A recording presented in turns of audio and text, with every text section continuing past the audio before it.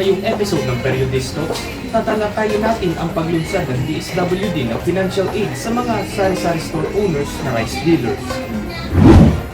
Ayon sa public briefing noong Miyerkules, ang kalihim ng DSWD na si Rex Gatchalian ay nakapagsabi na ang ahensya ay naglaan na ng sakop para sa 2,000 benepisyaryo at nagkakahalaga ito na aabot sa 100 milyong piso para sa mahigit na 7,000 mga individual na retailers.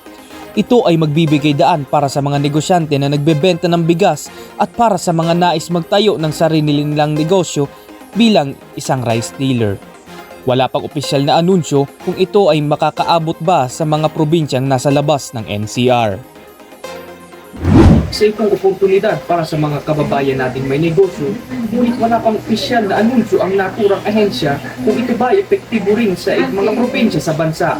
Ito si Adam Manunuevo, nagpapalita.